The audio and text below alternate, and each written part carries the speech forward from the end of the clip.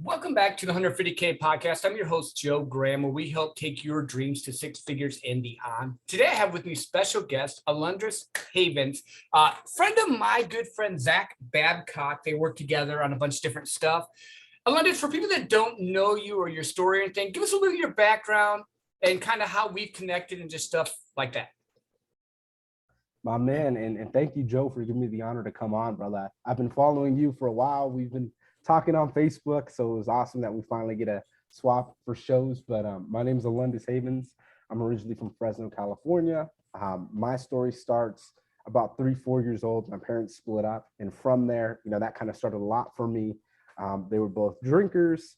From there, it's just they lived two different lives. And it was, my dad's, he's that guy, kind of like me and you were talking about before. Yeah. Talking about sales is they're both naturally great salespeople. My mom goes to the supermarket for 2 hours, can be talking to every single person she went to high school with. And then there's me, and I'm like, yeah, I'm an introvert. I don't care. I'm going to ask you about your day, but I don't care about small talk. Why? Yeah. Because we're not getting anywhere. And the end of the day is, if I need something, you're not going to be there. So for me, I always channeled that out, because when I was younger, that's what I was looking for, was that comfort, someone to be there, dealt with traumatic events. So that kind of was there. And then I had a stepdad involved as well, who was like one of the best people that taught me lessons and kind of the worst in certain ideologies that he had, to where just things didn't make sense for me. So that was it. When they say question everything, that was me. My parents were getting irritated with me, ended up getting kicked out of my house because more on that, we just thought completely different. Mm-hmm. And again, I challenged everything I heard. If you don't like certain type of people, why don't you like them? Oh, I thought, who do you like? No, I hate everybody equally. I was like, you can talk smack, I can go all day, Yeah. Oh, so, then that's how the conversation was. Ended up coming out. I got kicked out. I was like, okay, I'll leave. And then from there, it was kind of, what did I want to do? I actually could have went to colleges, and from there I said, hey, I need to get out of this situation. I need to just take myself out of this environment, because if I look at it, everyone that I'm surrounding myself with isn't living the life I want to live. And two, I don't like this place isn't for me. Obviously got kicked out of the house. I'm living with friends. And it was just like, do I really want to do it? What happens when you take somebody who's broke, give them money, they're going to blow it all. So instead I went to the military, did that anyway. Yep. But it was a great experience, because they weed out, who the leaders are or not. And for me, it was, hey, you're a leader. I don't care. Come day one, so I was always in charge, helping people, kind of pushing it. And then for me, it was I talk a lot on my podcast as well about mind games and recalibrating your mind. So it was me, when everybody's like, this sucks, oh, this is great, and from there, just cheering everybody up, talking smack, and boosting that morale, because yeah, we know it sucks, but it sucks for a reason, and you got to get through it. So It was one of those, that's how they see you as a leader, is you're the one cracking jokes. Oh, I can do this all day. In your head, you're like, I can't do this another second. But if you keep telling people, they're going to believe it, So for me, it was really that. Loved the Marine Corps. But my second year, I tore all the cartilage in my right knee. And that's where, it put a lot of mental blocks as well, because I was fortunate. The reason why I say that is, got to my unit, went for training 3 weeks later. So I was gone for 2.5 months, get back to my unit for a week. Oh, we're sending you some more training for 2.5 months. Do that, come home for 4 months, you're deploying. Come back from deployment, my unit leaves to Hawaii. Oh, you're actually gonna become your own boss. So that was tough. 19, 20 years old, talking in front of, people in their mid 30s, accomplished, have done things. So it was one of those where, like I said, I didn't have the great sales skills. I didn't have public speaking. I ran into times where I start getting nervous because of who's in the room. And there's one, where an 06 stopped in front of a meeting, and he was just like, you're good, relax, and to that day, I've never been more intimidated of someone in my life. And it wasn't because of that. It's just, this guy was just 56, jacked, probably more than I'll ever be in my life. And it was one of those like, and man's talking about running marathons and every other day. And I'm like, bro, I can't compete with this guy. So it was awesome, having that experience. But those were the things that shaped me. And then from there, getting real tactical. Like I said, I'm dealing with people that are accomplished, done things. What do I have to do? I have to be able to break things down, make sure I can show the significance, and let them know, hey, you don't do this, this is what's going to happen. In my case, I was in charge of operations. So that was all the flight data, aviation logistics, and then also doing training. So I had to say, hey, you know what? You don't want to send your guy to the range to be able to get qualified? Well, he's not going to get promoted. He's not going to be able to stay in. How do you feel about that? That's your best guy, right? Oh, then it's a different conversation because you have that leverage, So for me, it was learning about sales. That got out the Marine Corps. First thing I did was I went into home improvement sales, which is straight commission, and that was rough. I did that. That was my first sales job. That's awesome. Yeah, so exactly. So it was, working with people who are a lot older than me, and then me not knowing what to say in the house, being strategic, not using tie downs, people checking me because, oh, how long did you say you've been selling HVAC? And it was one of those where, hey, I worked for, it was formerly Sears, but Transform Home Improvement. And the products were over 2,000 to 3,000 more than anyone else. Yep. Exactly. So it was difficult because everybody's going to beat you on price. So it was, how am I going to do that? Eventually it got too much because me and the wife are starting a family. At this time as well, I'm actually now finishing up my business management degree. So it was, going to school, and it was difficult because, hey, you're working 6 a.m. I'm driving out, covered 3.5 counties in Southern California, driving out to all these counties, getting home 11, midnight, working on homework for a couple hours. And then either I got up at 5 to go to the gym or I didn't, and it was one of those where it was like, okay, go to a mortgage brokerage. I'm going to be a loan officer. And that was tough for me. 2 reasons. Again, I'm talking 22 years old out the Marine Corps, but again, my mindset's different. I was my own boss.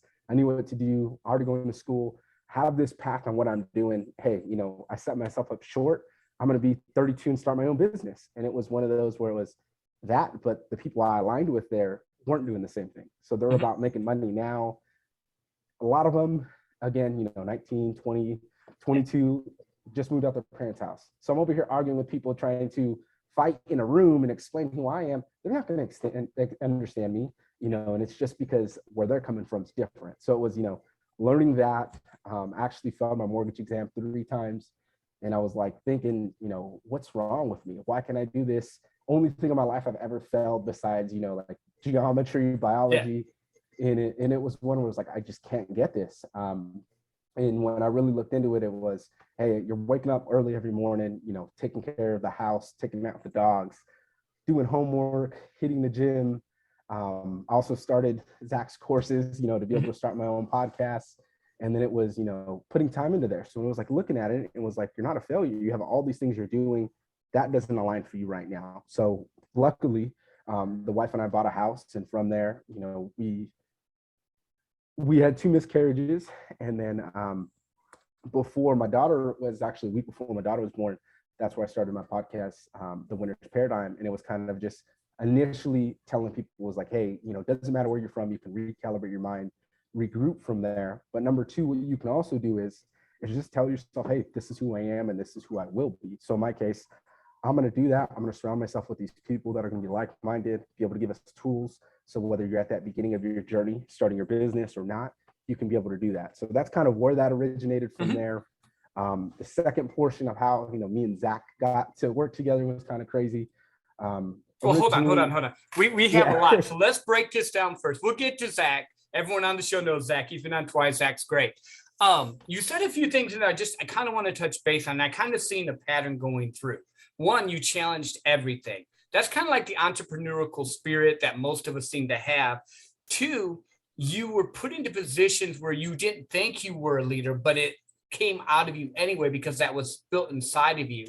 Do you think that was from your parents, the upbringing, or do you think it was from the trials and the different pressures that you had to go through with? Because most people wouldn't stand up to their parents over an issue to get kicked out. So that takes some leadership right there. But where do you think that drive or that determination came from? It's really both. And I love it. They were tough. And the reason why is at 5 years old, they expected me to be an adult. The way we had certain conversations, my dad on the other side, abusive, but it was one of those where I got strategic. Like I knew what not to say, how to act. He would have, his girlfriends over, for instance. I don't like the way he yells at you. Don't be saying that, it's going to get me in trouble. So it was one of those where I learned all of these things. And then also my dad was just riding me in sports, hey, every time I messed up, probably didn't say the nicest things. And it was one of those where it eventually pushed me away to hate sports. But early on, that developed my own moral compass to where I pushed myself. So it didn't matter, and for instance, at one point in time in high school, I wrestled. I was running 16 miles a day. I lost my wrestling match. My mom literally had to like get my stepdad to try to pick me up, throw me in the car, because it was just mentally, I was like, I lost, I need to go run. You just ran 16 miles this whole week, every single day, and your body's falling apart. You have shin splints. But it was one of those where I had to keep going because, again, like we said, trials, tribulations. I failed. A lot of things didn't come natural to me. One thing I do a lot is I smile, and people like that, but it was me not realizing that, and then having the confidence issues to where people label you in the box. So when I got into sales, certain things like that, I didn't think I was that good. Where in reality it was, hey, like you said, all these things already shaped you into what you are. You already went through these things, you know exactly what to do, have that conviction. And for me, it kind of built into it one step at a time, to where it was like, hey, they laid the foundation, whether it was good or not. Two, you ran away with it.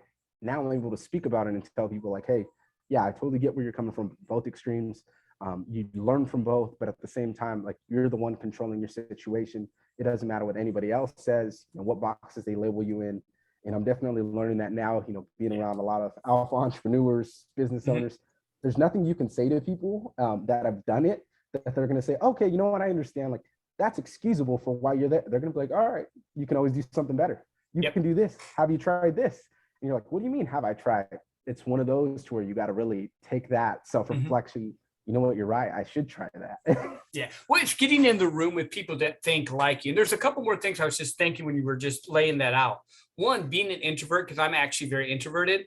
You don't like small talk. I get aggravated with small talk, but most of my customers love the fact that I'm direct, to the point. I solve the problems and I help them. So I take that as that's a skill, not a negative. And then Absolutely. the thing I think that a lot of alpha entrepreneurs like us need to remember is sometimes we have to slow down to speed up. And sometimes we have to understand that we don't have to drive. But when we're young and dumb, which we both have been, we just put 18, 24 hours in, we go from sun up to sundown, we do all this craziness. How has that started to change with you? Because I know who you hang with and I know how that's changing with them. How does that started to change in your life now? You know what? It's something that's amazing. And I'd say that as I've been the guy that works 12 to 18 hours a day. Little recap while I was on deployment, and this is where I kind of learned really about myself, was the work tempo was insane. You're working 12 hours and that 12 hours flies, but that could easily turn into 16, 18 hours, and it's one of those where like people understand that that's the mission. So you will get those people that are like, I just seen you here 12 hours ago. You need to go to sleep. But certain things need to happen. They need to get done. You need to be there. And it sucks, So for me, I had a really bad time adjusting coming back home.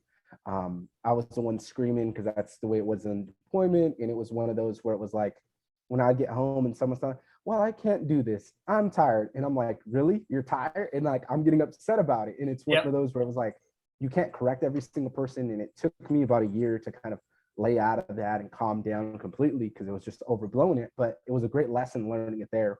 And like I said, before I started that podcast, when my daughter was born, I said, hey, this is who I'm going to be. I'm going to make sure that I am there for her and that. So even my wife now reminds me of it. And the people I hang around with are huge on it. Zach's huge on it, works 4 hours a day, Monday through Thursday. And that's one thing I'm eventually going to get to. But it also reminds me is, hey, you need to take time away from the family, or for the family, excuse me. You need to be able to stop working on the business and work in it. And it just gets you able to adapt and automate certain things. So before you were spending, extra hours, you doing this. Now you're strategic. Hey, Monday I do this, Tuesday I do this, check emails in the morning. Meditating / prayer has been huge for me. Initially, I fell out of religion, and then now, put all that in 2022, actually, I put a lot of time into, self-reflection and telling myself like, hey, we need to get better. And that's where I was able to see the link of meditation, prayer is really similar, but at the same time, what it's doing for yourself is making you better. You're sharpening those tools, you're having that outlet. So before, we used to push, freak out. I'm one of those that has an OCD as well. So it's like, I'm doing this right now, I need to be finished with this. Hey, it's not going to work that way. Prime example, I was making sales calls at my last job, and we ran into a problem with a nanny where it was just too much money. We couldn't afford it. We're not going to spread ourselves thin. So I go to the company and I say, hey, this is a problem we're having. I already created the corrective action plan. This is what I'm planning to do, and get approached by the manager. is your heart still in it? And after that, I was like, you know what? It's not. Yeah. I'm not going to sit here, in that. I gave you the correction action plan. I told you it was going to take some time. You can't respect that. I'm moving on. And it was one where from there, I even said was, hey, I'm prioritizing my life, my family, getting that power back. Why am I going to work a job when I'm doing that? I'm literally making sales calls. They're just mad that I'm not cold calling in between. Okay, so what, my numbers dropped for 1 week. It's not like I'm going to make it for the month. And it was actually funny is I missed it by like 20 for the month. And that was quitting week 3. And it was one where it was like, that was really your problem, was 1 week. And in my case, it was like, hey, I'm going to prioritize my family. I'm going to make sure that I mentally am sane, because I was going crazy at that job, trying to, make those calls all day. And then at 9 to 11, my wife would be home about 6 or 7. She'd make dinner. So 9 to 11 would be my only time to work on homework, which means the next day I had to wake up at 4 to go to the gym. And it was just a cycle where I wasn't being healthy anymore. So repealing back from that, building a business really gave me that time to think, develop myself and work on it. But it also made me see, the significance of your time, right? We're saying, for 1 hour, or in my case, for a year, it was 40,000 plus my 25 extra a bonus. I maxed out. So it was like, I'm going to keep doing this, or I'm going to get promoted. And that was also the option, but I'll be working 80 hours from the 65 I was working, which wasn't working for me. No. So it was, what do you want to do? And in my case, it was, hey, I love doing what I have to do, but I have to move on. In my case, being around people like that, you're easily able to acknowledge it. But 2, it's a whole lot easier when you have them, you built that relationship, and they're telling you from the place of love and being genuine than somebody coming at you negatively. So you're able to say, you know what, you're right. You've been there before. Maybe I do need to change so I can be that person I say I am. Yeah. Well, and there's a lot of different things, again, that you've opened up there, which I love. Like, I'm really big, and I'm kind of like you. Like, I was in church for a long time, had life happen, kind of fell away from it. But now I've gotten back into breath work, meditation, all that type of stuff. And, I think if you don't challenge your beliefs, are they really your beliefs? That's kind of just how my mind works. Because if you just believe what someone tells you and you never challenge it, that's the thing. But we can do that topic later on. No, I agree. I agree. Yeah. And then with sales and stuff, I mean, why would you want to do 60, 80 hours a week to build someone else's dream when you can build your own dream? So I commend you for realizing that and understanding they were capping you. Because if I heard you right, even if you're doing 60 hours a week, you're capped at about 65,000. If I heard what you said right. Right. Where if you're doing 60 hours a week for yourself, you can probably make more than that and do something that you love to do. So I think that's just some points I want people to make sure that they heard you say. So you're doing all these things, making moves and stuff, and then you met Zach. How did that happen? Because I know you were like doing the sales thing, and all of a sudden now you're a business partner with Zach Babcock. So how did that part? So we bring that loop back. How did that happen? Good question. So let's take it back real quick. This actually originally started when I was about 1 week out from getting out the service, and it started with Paul Tokazubu. So Zach posted something on Underdog Empowerment Facebook group, and then Paul responded, and he said who he was. And at first I commented, and I was like, hey, Zach, I just want to say you're truly inspirational. Thank you for really putting your message out there. It resonates with me. I'm transitioning out the military, but you're really proving to people that it doesn't matter where you come from, you can make it happen. And in my case, it was listening to him. And when people say, finding that mentor, that was my silent mentor. So I'm listening to his content. Paul responds back to me, hey, brother, if you need anything. So me and Paul built that relationship. And then from there, Zach ended up putting out the podcast Powertrain, his courses for $47 a month. So I thought there, I got to buy this, put it on my credit card because I needed it, and I was so interested about podcasting. I didn't think I could do it, number one, but 2, it was, hey, we're going to do it eventually, so it did take about 6 months to kind of collect it. I didn't have time because, like I said, shuffling jobs. And then finally was just like before my daughter was born, full send, we're going to start this podcast. We're going to jump on it. We're going to watch all the courses Zach has. We're going to say it, join the mastermind group. So I'm talking to him, and it was one of those where we slowly built that situation. And then from there, became a moderator for their group, helping people get into it. So at least they're connected with other like-minded podcasters. So if they want to do, connections and be able to do interview swaps, need help, we're there for them, right? So built that relationship up, ran into the problem like I was telling you about the job. Yep. And I said that one day in the masterminds, and I was just like, I'm so frustrated with life right now. And I was just like, I have 4 months until I'm done with college. And I was like, my kind of thought was originally was finish college, we can move on to another job. And then from there, when I turn 30, 32, I can start a business because I'm going to have all this sales experience and I can apply myself and I'm not going to have worries. And Zach was just like, no, I think it's far more simple than that. I think we can be able to connect other alpha entrepreneurs to the right shows, get them aligned with the right people so they can project their content, their message to their audience versus, wasting time because as 6-figure entrepreneurs, you're doing so much, you can't do everything on your own. So I was like, yeah, that's right. So from there, we built that relationship even more, started up the partnership, and that's kind of where it took off. And it's awesome now because now we have that. But it was one of those where I never thought that would happen. I knew we'd eventually be in the same room, eventually would talk to each other, but I didn't think of that nature. I didn't think it was started in a business. Like I said, I was selling myself short. And then when me and him had a conversation one day, I literally said that, thank you.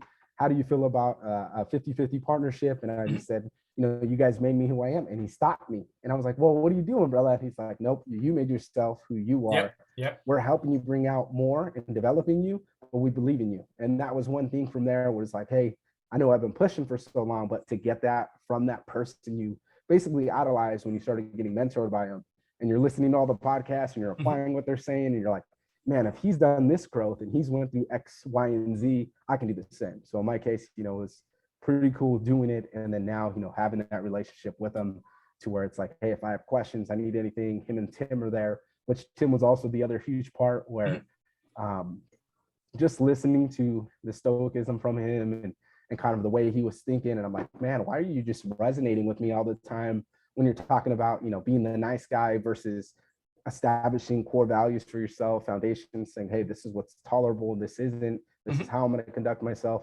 Those were all the things that I was trying to plug in. I just didn't know how. Yeah. Well, and what's really interesting here, and it's kind of funny because why I started my podcast? I was in Zach's group and he goes, if you can get 15 people, if you can get to 15 episodes that come on your show, I'm like, I can do 15 episodes. I got him on episode 22 because I just have popped it off. And I've dropped, I think 77 so far. And I have 10 recorded. But it was just funny like that. But getting in the room with the right people, you'll connect with who you need to connect with, and they'll be able to see into you what you don't always see in yourself because we always have our blinders on. And I think that's what was really cool about your story with Zach and Tim was they were able to see the greatness in you and they were able to pull that out and help you understand where you needed to be, which we need that, especially as entrepreneurs, as people in general. We need to get in rooms, events, stuff like that. Now, we're not done, but tell people where they can find you and your business. I always put it in the middle because, if you do it at the end, people can hop off and they don't hear this part. So I always want to make sure they can find you. Absolutely, brother. You can find me on LinkedIn, Alundas Havens, Facebook, Alundas Havens, and then one podcast first. This is going to be the Winner's Paradigm. My business is Alpha Influence Media. So I'll give you the link as well for the description. We can put that on there. Any alpha entrepreneurs who are looking to, streamline their process, get aligned with the right shows they want to be on. If they want to be able to get their ideal guests on their shows, even big name guests, we can make that happen. From there, I'm also starting another podcast here in the near future, Alpha Influence Media. And that's going to be, where we're actually going to give the organic tips, how to grow your podcast, getting other influencers on there and saying, hey, how did you do it? Do you have any other tidbits so we can do that? No, I love that. I love that a lot. I think, and I know I've been harping on it a little bit, but I think community and connection and who you align yourself is key. It totally is key. And I want to make sure I heard you right. You were talking and you kind of jumped over this, but I think it's near and dear to your heart because you mentioned it. You said you had your daughter, but if I heard you right, you said you had 2 miscarriages before then. Did I hear you correctly? Correct. Yes. So The first one was with me and my wife. We got back together. And then the second time was where we were trying, and that was kind of another traumatic event. We both kind of shut down, and it was one of those points where it was just tough on both of us because it was like, hey, she's going through this. I'm trying to be there, but I can't be there, but I don't know what's really going on with myself. And then it was just kind of looking at it and it was like, hey, we don't even want to try for another. We eventually get pregnant and then our daughter was born. So it kind of was, that was the ultimate shift there where it was like, get to see it full circle, but you get to appreciate the child more because you went through all that struggle and now we're able to share it. But it did mold us into who we were, because at those times, it was tough.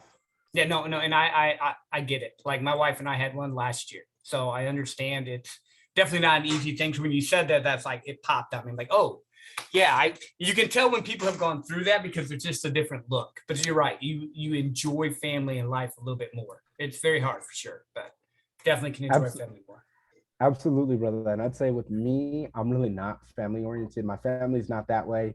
Kind of, who I am, is I was always that B friend, the one you call, when you're not doing anything. I'm the one that they don't invite to family gatherings. Yeah. Because I live too far, and it's one of those where, hey, why can't you let me know? But you eventually become accustomed to it. So it's like, I'm on my mission, I'm doing this.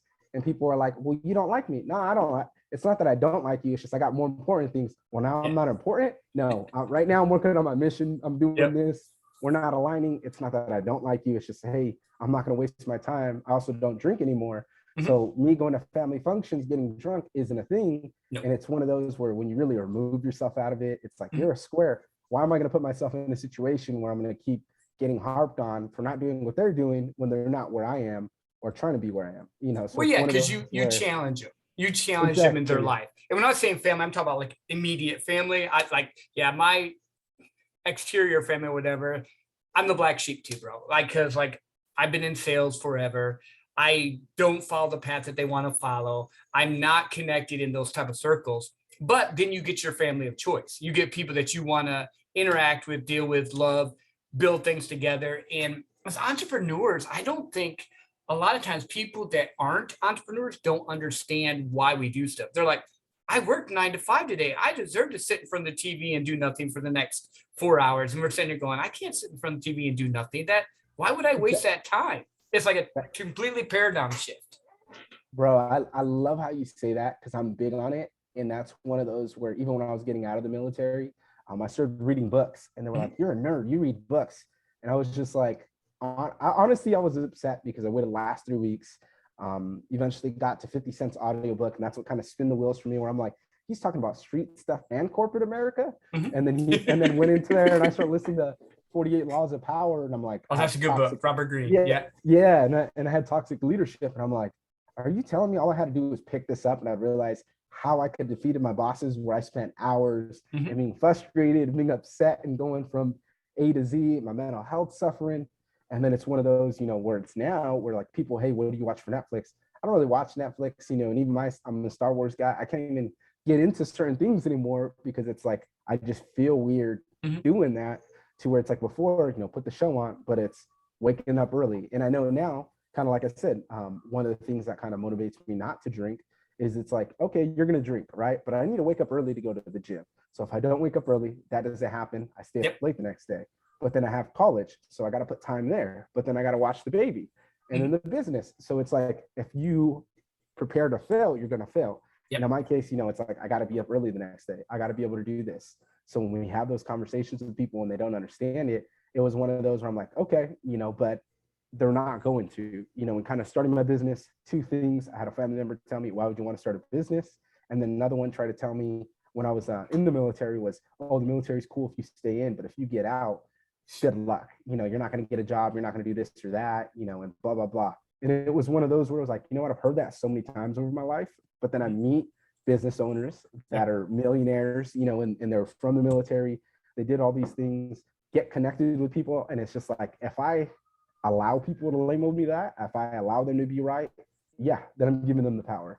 But in my case, aligning ourselves with the right people, having that, you quickly learn that that's not the narrative. It's just sometimes people want that security, they want that good job. In my case, I don't want that good job. I want my own business. I want my time back. I've worked it. My last job was awesome. I was selling memberships to veterans, trying to help them get their disability increased. And it was cool, but it wasn't my time. And it was the sales job. So it was numbers. And then it was one of those where I had 2 counselings, but it was me asking for help. And this is going to be your count. Get out of here, man. Like, how are you going to counsel me when I ask for the help and say, hey, can we set up a call? That's not a counseling. You know what I mean? So don't come at me in that. I asked for help. Like, And it was one of those where it's like a lot of places are going to be like that. You're not going to get the help unless you ask for it. So in my case, doing all those things, building that routine, that's what's eventually going to develop over time. Mhm. It sucks while you're in it, may not agree. You may be like, yeah, I don't watch Netflix. I don't hang out as much. But it's one of those where it's like, hey, where do you want to be ultimately? Are you aligning with it? And if not, you can still work on that plan to be there. Yeah, success leaves clues. And a lot of times success is boring. It's doing the things that you need to do to get to the point you want to get to. And most people don't want to do that. Like my wife and I will watch a little bit of shows at night. That's just kind of a thing that we do. But yeah, I schedule, like I used to realize, man, I'm wasting so much time doing different things. And now the more that I dial it in, and I still have the day job in corporate America, which I crush. So the more I dial it in, then I'm doing the side business here, and I'm doing consulting. I don't have time to do the other things. I actually got on the flip side. I actually had to start scheduling rest time because I was getting so caught up in doing, and that I'm like, wait a minute, I got to have both. I got to have a balance. And it's funny you get to those points in your life, but there's certain points where you're just in that build, grind, listen to audiobooks, and make things work for you. For me, it's just life by design. You mentioned this, and I thought it was pretty interesting. You didn't want to work for someone else and build their dream. You would rather work for yourself and build your dream, which I think is the biggest difference I find with entrepreneurs, with true entrepreneurs. There's a lot of people that have side hobbies, side hustles. They like to make a little bit of money, but at the end of the day, they're not really truly. I think the thing that really separates it is this something you would passionately pursue, whether you got paid for it or not? I want to get paid, don't take that wrong. But are you willing to go earn your stripes, build the network, build the business, reach out and help people? Or are you going to waste time on stuff, like you said, that aren't going to serve you? And then the drinking, I haven't drank since April 18th. I've gone 2 years before. And like right now, I'm just not going because I'm with you on this. Like, yeah, you wake up, you have the headaches, you don't feel good, you've got the brain fog, you're just like, how many more Gained a lot people? of weight. Yeah, you gain a lot of weight, you're not where you need to be. And I think it comes down to, and tell me what you think of this, impact in helping people for me as my driver. It's more important than having a fun night, as most people would call it, but then waking up and then being off kilter for 3 or 4 days. Yeah, I 100% agree with that. And that's kind of it too, with getting injured. My body's all jacked up, so it was one of those where it was like, so every single day I have joint problems, my shoulders, elbows, knees, hips. So it's one of those, and now I'm having really bad back problems because I heard it in the service, but threw it out 2 weeks ago. So that's been a big challenge because it's like stopped me for the first time. I threw out my back and I'm crawling all over the house. You know what I mean? So it was one of those where I was like, if I'm this bad, how am I going to drink? And then I'm going to add on to all these things. So it's one of those, like you said, alignment in kind of what you're doing there. And in our cases, we have so much things going on. Like you said, you have to schedule rest time. That's problems people don't face, and a lot of times when you do, you're like, oh, and I was the same way, but it really just allows you to hone in, what you're good at. And then two, when building your dream versus somebody else's, there's nothing wrong with that.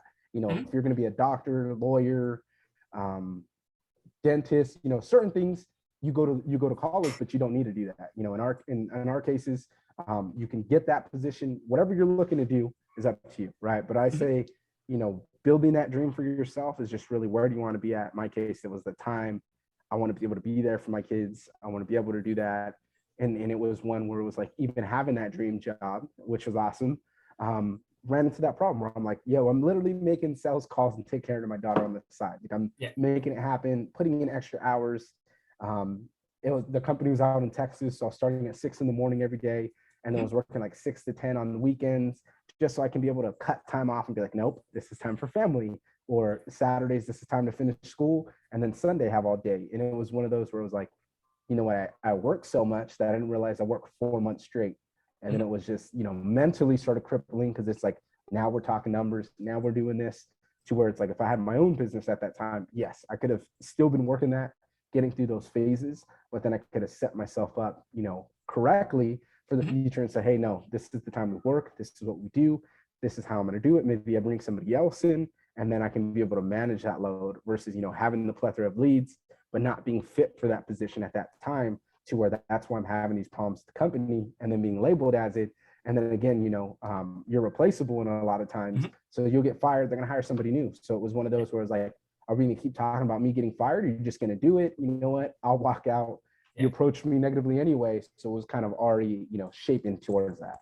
Yeah, but you were already going on that trajectory. Alex Sharpton says this, and I mentioned on the episode with Zach, we go into the future and create things and bring it back into the present that's not there. And that's just something I think you have inside of you. As an entrepreneur, you have this ability to see into the future, to see the fuzzy dream and actually bring it back. Like someone, I don't remember who it was, but someone said if Henry Ford would have asked the people at his time, they would have wanted a better buggy with the horse. He saw a car without the horse. Sometimes we just have to press through and do that. So I have this really fun question I like to ask. I don't always ask it on every episode, but you get to get this question because I want to hear your answer. You can go back in time as far as you want, or you can go in the future as far as you want. You get to talk to one person, learn from them for a whole year, bring that knowledge back to here. Where would you go? Who would you stay with? And what would you learn? You get a whole year, and then you come back to today present. Man, see, this one's hard for me. I'm gonna say Kobe Bryant because I love Kobe, number one, and I've learned so much from him. But two that would have to follow shortly after would be Nipsey Hussle and then Muhammad Ali. Just got big into Muhammad Ali as well, and it's just like learning about that, the social impact, whether you believe it or not. It was kind of, those are things, and it's funny, like even people don't talk about, and it's the same things that they stood for as the other athletes do today. Yep. But in Kobe's case, is just who he was, you know what I mean? And for me, when Kobe retired, I stopped watching basketball. Like Lakers was Kobe. Yeah.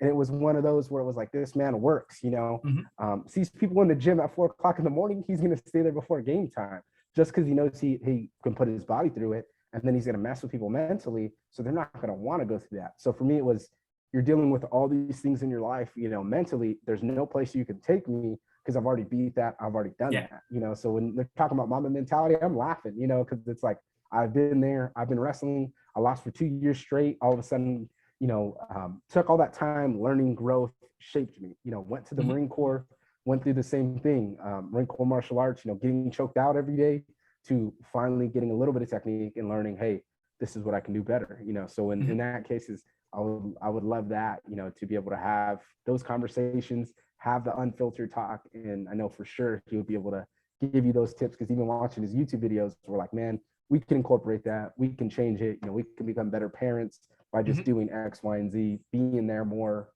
being attentive versus, being somewhere, but not really there to where we're checking the phone, doing sales calls where it's like, hey, shut it out. This is their time. Yeah. So have you read the book Relentless by Tim Grover? Oh yeah, I read that one. And Winning. And there we go. That's the other one. Winning. Oh, I love both of them. Personally, for me, what I took out of Winning is when I do set my goals, I put ones on everything because they're equally as important. Yeah. But it was crazy reading those books and then kind of seeing it. Also, what was crazy as well, that was when I first started my podcast, when I read Winning. And I actually posted that on Instagram, and Tim Grover put it on his story. So I was like going crazy on that. And I was like, just honing more into it, listening to his podcast. So funny thing that you mentioned that, because that was like my first, fangirl moment that kind of made me work harder. Yeah.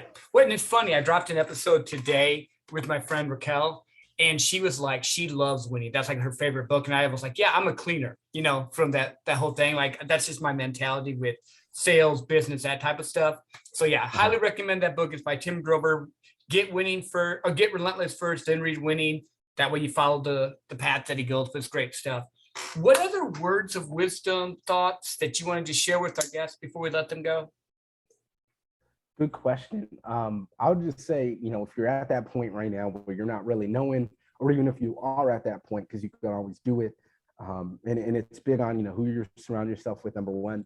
But two, it's just looking at your core values, and regardless of where you're at, whether you're making the money now, you're not making the money yet, you can always look at them and say, hey, what is it? So for me, true to self-reflection. Some people may say it's the same, but one, I got to make sure that I want to do it and it aligns with who I am as a person.